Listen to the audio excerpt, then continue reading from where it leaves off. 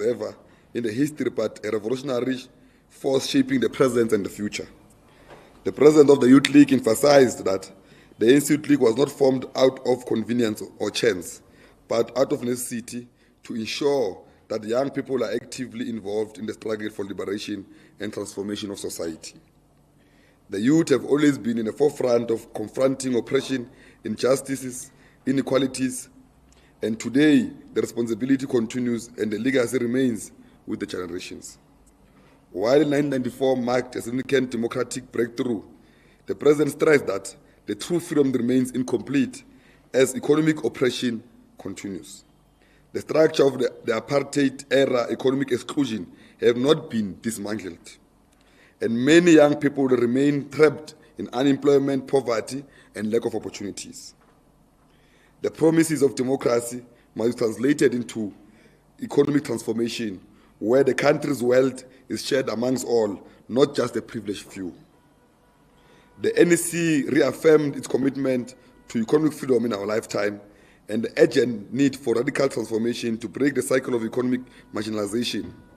The ANC Youth League remains committed to its mission to champion wealth distribution and nationalization of key industries and the empowerment of the working class and the poor. The meeting further emphasized that the ANC Youth League must be the most radical, disciplined, and determined force in the fight for economic justice, organizing and mobilizing young people to confront the injustice in society. On financial exclusion and historic debts and student accommodation in universities and TVET colleges, the NEC expressed its deep concern about the financial exclusion of students due to historic debts. The funding and the poor accommodation conditions in higher learning institutions, and the ANC Youth League strongly believes that education must not be a privilege, but a fundamental right to be accessible to all. We demand the immediate clearance of historic students' debt, the full implementation of free education for working class and poor students. The ANC Youth League also calls for urgent intervention in the student housing, where many students continue to endure inhuman living conditions.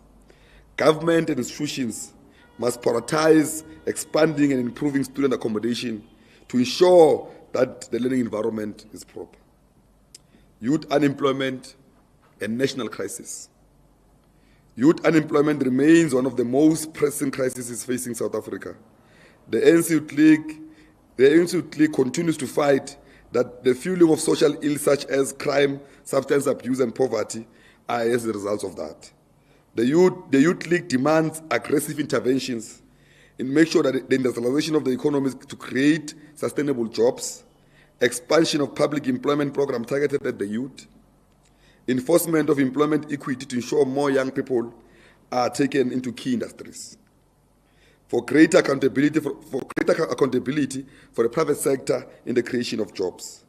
The ANC Youth League will not remain passive while an entire generation faces in economic devastation, where we will continue to mobilize for bold policies to shift that place youth employment and economic inclusion for the youth of this country. On the budget, speech, and the VAT increases, the ANC Youth League remains deeply opposed to any increase of value-added tax, which is a problem that will affect the poor and the working class and communities. We reject any measure that places the burden of economic recovery on the shoulder of the marginalized, while corporate and wealth continues to enjoy tax breaks. The youth demands that government explore progressive taxation policies, including increasing corporate tax for multinational corporations, closing tax loopholes that allow corporations to evade their tax, expand the wealth tax on higher income earners. We will not allow an anti-poor economic policy to go unchallenged. The ANC Youth League will be at the forefront of mobilizing against any decision that depends on inequalities and economic exclusion. On the NYDA interviews and budget, the ANC Youth League acknowledges the ongoing NYDA interviews taking place this week. We extend our best wishes to all the interviewees and hope that those selected will serve the youth with dedication, ensure that their interest and inspiration are prioritized. We emphasize that the NYDA must remain a progressive institution that truly serves the needs of young people. It must not be a mere bureaucratic structure, but an entity that effectively tackles youth unemployment and economic exclusion. We furthermore that the youth calls for a significant increase in the budget of the NYDA to ensure the implementation of large-scale programs that genuinely uplift young people. Without sufficient funding, the NYDA will remain ineffective to address youth development challenges. We will continue to advocate for a well-resourced NYDA that is able to fulfill its mandate without financial problems. The ANC Youth League does not exist to beg for reforms from capitalist system designed to keep the majority of people in poverty.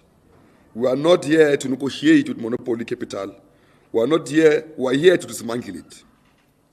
Our struggle is not for inclusion into an injustice system, but it is for a complete transformation.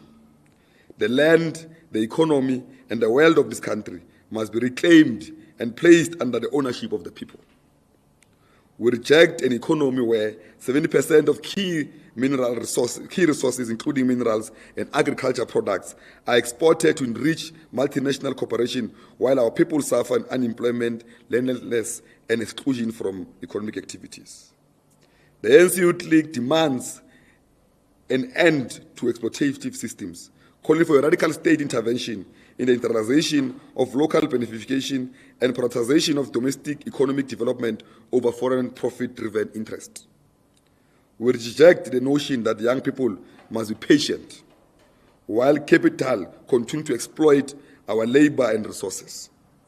The time for half-measure and empty rhetoric is over. The ANC Youth League will escalate its campaign for radical economic transformation, job creation, land distribution, and nationalization of key industries. We will fight against all who seek to water down the revolutionary agenda and remind those in position of power that the patience of the Youth League and the youth of this country is gone.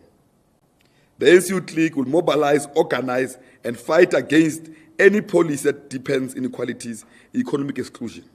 We will not allow restrictive measures discussed as fiscal discipline to suffocate the livelihoods of our people. If government institutions need more revenue, they must tax the rich, close corporate tax loopholes, ensure that our resource benefits in South Africa first, not increase VAT, which punishes the poor mostly. The ANC Youth League will remain at the forefront of resisting any economic policy that protects capital at the expense of the masses. Strengthening the fight capacity of the ANC Youth League through political education. The ANC Youth League remain committed to deepening the ideological clarity and activism of its members.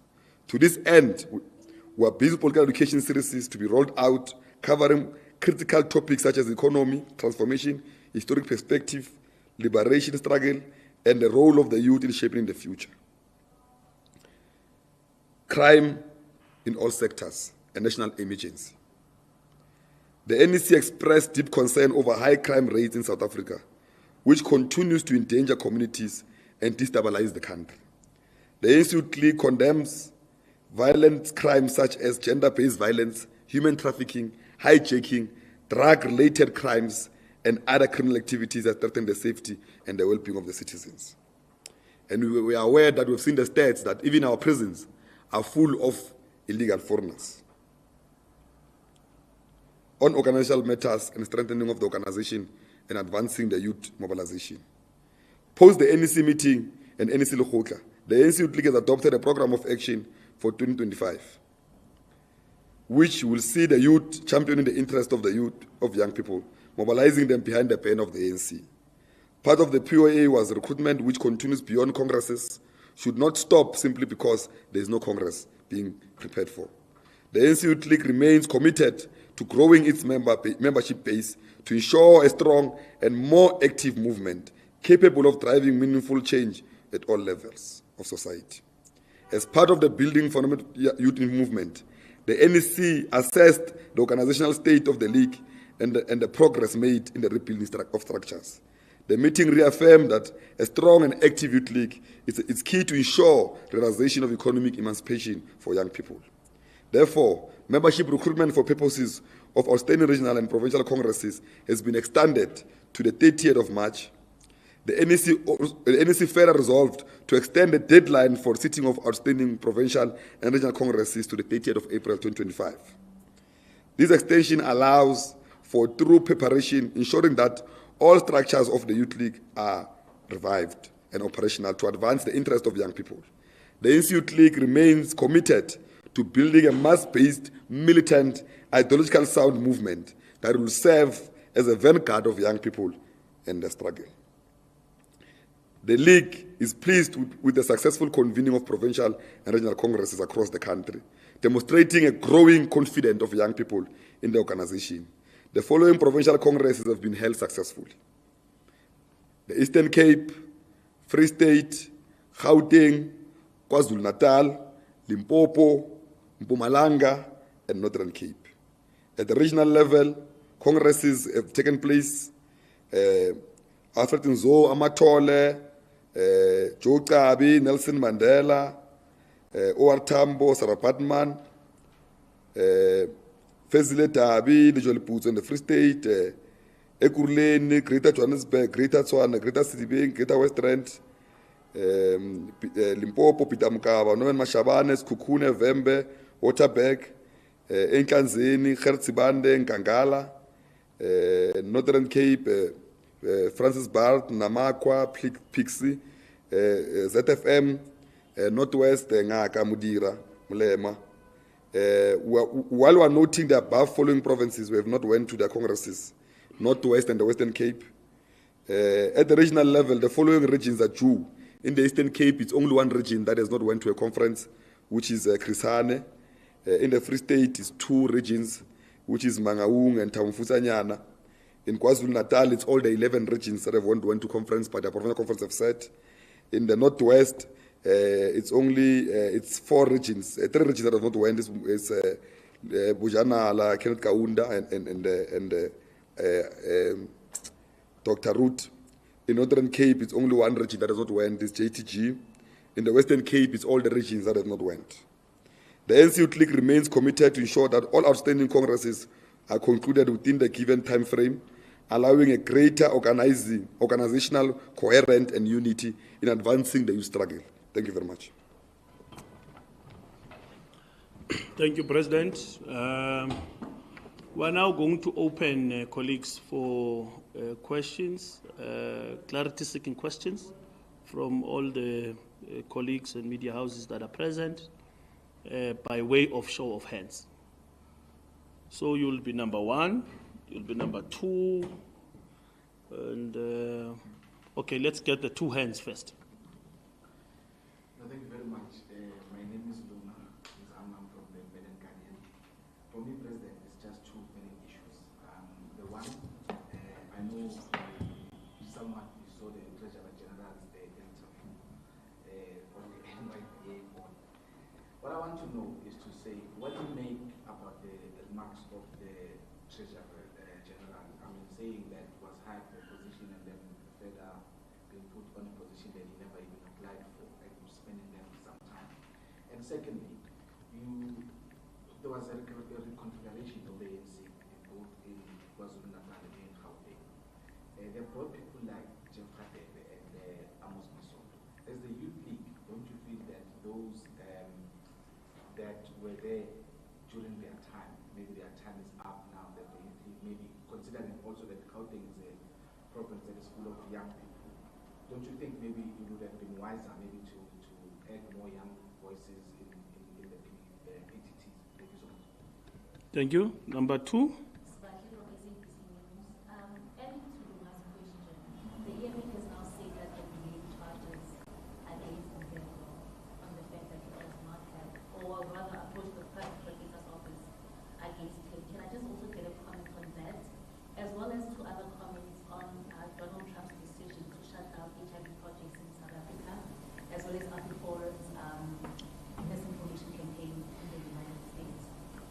Okay. Thank you very much. President? Yeah. Okay, you can still come back. Thanks, SG. I think before the Act was amended in 2021. Those who have worked in political offices know that in political offices there was not even interviews or many other things. We have just been called in and be deployed in the office to assist politically. And when you arrive there, you are given different roles. Now, as well, like any other person who was deployed in any political office, they were moved around in different roles. It was out of his control. There was nothing he was going to do. The best thing that he did was to also declare it. Because normally people will not declare, will say, if I'm employed as a PA, I remain there, even when you have been moved to another responsibility. But it's also said there in the interview that he complained formally that this responsibility you've given me is not in line with what I've applied for. Now, I think on that issue, the municipality will also respond on it. Those who have been deployed in political offices, they know it's nothing new. It happens all the time of movement of people in the structure, and that is resolved. And he has declared it. Even the chair of the committee says he has declared all of those matters. Now, it's not something that was hidden. But also, an interesting matter that was done by the EFF is that those discussions, the committee says, some of those things were processed in committee. Now, it was a populist stand by the EFF, but we expected them to act that way because, anyway, it's the TG of the Youth League that was interviewed. Now, it was a political opportunity for populist organization like the EFF to play to the gallery. And it's fine, they're doing their job. They're doing what they want to get their voters for. I will act the same if I was them after losing such elections and the last election is not growing with a clear program that in 2026 there will not be EFF in this country because no one is going to vote for a populist organization like that one. They're highly rejected by everyone. They are frustrated. Now, they must do what they do best to try to survive. On the laying of charges, a corrupt organization like the EFF, led by corrupt CIC, goes and lays charges to protect about something that is not there. I'm saying that leader of the EFF, even today, we still don't know how he has survived a case of money laundering, a case of corruption, a case of using a trust fund of his son, a child born, given a name is named for institution that will be utilized to steal from the poor in Limpopo. Now, the EFF is the last organization to speak about corruption, but the Pride Protect is a good institution. They must go there and do whatever, they must investigate, and we are clear that they'll get the right answers. But they don't have the credibility, the EFF, to be the ones that are seen to be respecting the constitution of the country or they are of high value. We know even in municipalities where they are given responsibility to govern, they've collapsed them. Now, it's a last organization to worry about them. We're not even worried about them. They must do what they do best. We'll also be on them. We know there are things very soon we'll be opening case against them also. It means the EFF and the Youth League will be busy in police stations very soon. On the issue of Donald Trump withdrawing funds, it's unfortunate, because those funds, a lot of people depend on them. HIV and AIDS was a big crisis in this country. We would have wanted them to be engaged, and that we need all the support in this country, especially now when we are facing fiscal problems, and especially now with the high level of inequalities and the problems we're facing with the slow-growing economy. We can't afford a situation whereby some of the funds are moved back. I think the president of the country and the minister, we've got a very fast minister who's young, Comrade Amola. He must go and try to engage the embassy, everybody else. Let's do everything in our power to secure the little that we have. Afro Forum, Donald Trump offered them refugee camps there in the USA. We're ready to release them, that they must go. But they know they're living better in South Africa. They will never agree to go and stay in the USA supported by Donald Trump because here in South Africa, they own 87% of the land. Now, they want to threaten us with Donald Trump, knowing very well that they're the biggest beneficiary of land theft here in this country. Now, if Afro Forum doesn't want to work with us to build this nation and unite everyone, they are free to leave and go to the USA. But if they want to work with us, they must come and engage the Youth League. They must not rush to the USA. They must come and engage the Youth League here, and we engage with them on how best we can make sure that we restructure, we distribute the land, they assist us to also restructure the economy to benefit majority. If they truly love South Africa, they must play a role to assist us to resolve the socio-economic problems caused by apartheid, which they are beneficiaries of. Now, our doors are open here in the Tool House. Then them taking a flight, going to the USA, which will not assist them with anything. They must urgently come to the Tool House and engage with the ANC and say that how best can we make sure that because Afrikaners have nowhere else to go than being in South Africa. I'm sure a lot of Afrikaners don't want to associate with Afro Forum anymore. the only place where Afrikaners are free to exist is in South Africa. Now, they don't exist in the USA. There's no Afrikaners in the USA. They're here in South Africa. Now, I'm sure by now, many Afrikaners who love South Africa will not agree with what AfroForum is doing. We're saying Afrikaners must rise everywhere and fight for a non-racial society and fight that the gains of democracy must not be reversed. AfroForum must not be utilized to put blacks and whites against each other when the ANC has worked overtime to unite and build one nation in this country. Now, we're inviting all Afrikaners who are ready to engage with us on our economic issues that we're engaging on how to dispute the wealth of this country. They must come forward and we're ready to engage with them. Thank you. Thank you very much, President. I think the questions that would have been raised are answered. There is another follow-up. Follow-up we will note you as number 1. There is number 2. Yeah, okay. Let's have you. Thank you. Howard Omawoleo from UFM. On the question of AfriForum, many people, lawyers, ordinary people, those who understand the law better, have said that this misinformation campaign actually constitutes a crime of treason. I regard the Youth League as somewhat of a pressure group in the liberation movement. What is your comment on the fact that the government has not done anything like tracing charges? Do you think that the ANC government, from when it took over in 1994, has been acting firmly enough against racism? Okay, noted. President, you didn't answer my question of the restructuring of the provinces. Oh. Okay. President?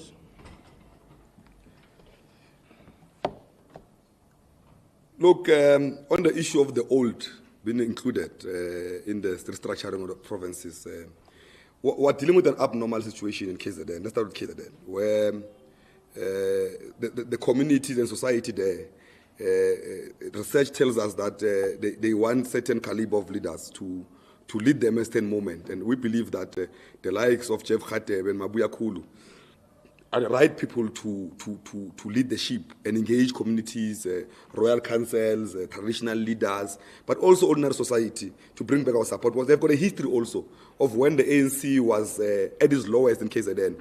Those comrades and their generation have a history of taking it up about 50%. Now, we're saying that we're under siege in KZN. We've been pushed back by our own former president of the ANC. Now, it is not a normal situation. But yes, there are young people who are excluded there. There's a mixture of generations.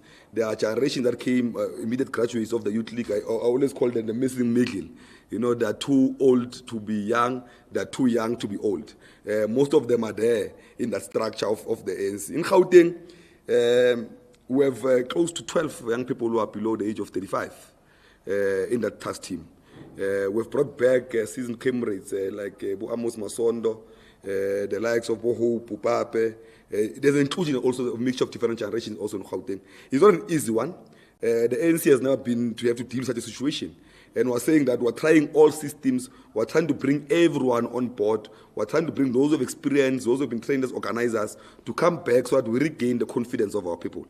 Because in both the provinces and also nationally, it has proven that we've lost 60% of confidence of our people. Now we have a full responsibility to build structures that are responsive. As you can see in the Youth League, we've said in the Youth League that we don't want task teams anymore. We want constitutional structures everywhere so that they're charged up. And part of the plan why we want that conferences must end of the Youth League by end of April is because from May moving forward, we want to be focusing on doing community programs to revive the confidence of our people to go out in numbers in 2026 to vote for the African National Congress. Now, it's not an easy one, but there's a mixture of kind of people who are disrangled, organized against the ANC. They've been put in because the reconfiguration of structures, it was not a process of paging comrades. It was a process of reinforcing and building a strong team to resolve all the problems. It's a good question. Than EFF going to open the case to the Public Protector or reporting, they will rather join hands and will push pressure on the state to open a case against AfroForum. I fully agree. What AfroForum is doing, it's a crisis. They want to collapse this country, utilizing all elements to destroy what South Africa has been built for, going against the unity and the principles and the values that we are doing to build this country. Now, then people focusing on other things that don't matter. We must be focusing on how do we push back elements in AfroForum who want to take us back to apartheid. Thanks. Thank you very much, President. I think everybody's question would have been answered in relation to what is going to be done.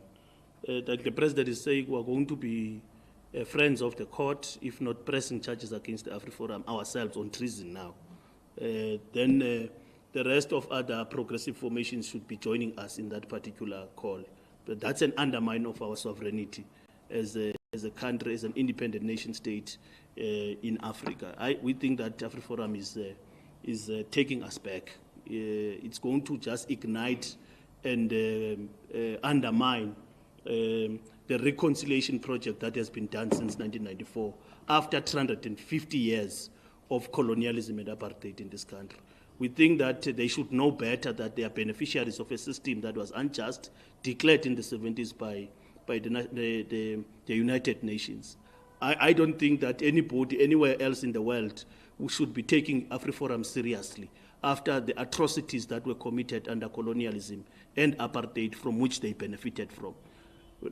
Very sober, insane South Africans who are white know that this AfriForum jitter is just an element of trying to undermine a democratic elected government in South Africa by way of trying to invite other and another newly elected 47th administration in America to intervene in a sovereign country. It has never happened.